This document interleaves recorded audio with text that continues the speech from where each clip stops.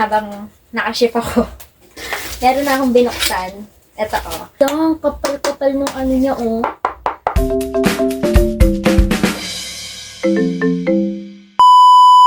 Ang ganda ng quality niya. Kita ko to sa kanya. Pinaglagyan niya ng mga design, decorate, ganyan. So, I purchased. I purchased this.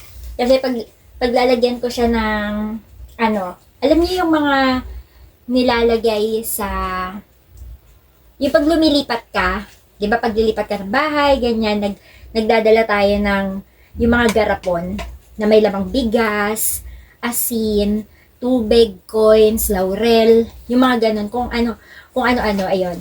Ilalagay ko siya rito. So, nakalagay na yung mga ganun ko sa garapon, sa bottle na nabili ko previously. Lalagyan ko siya ng, yung cross sa gitna, para isasama ko siya sa altar.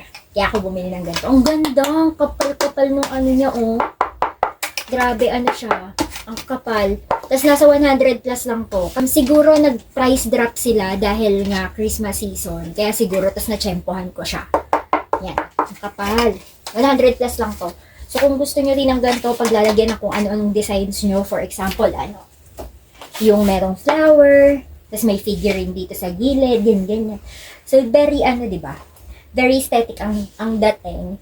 Pwedeng ilagay sa gitna ng center table or whatnot. Ang ganda niyang ilagay. So, ako ilalagay ko nga to sa may altar, kasama ng mga garapon.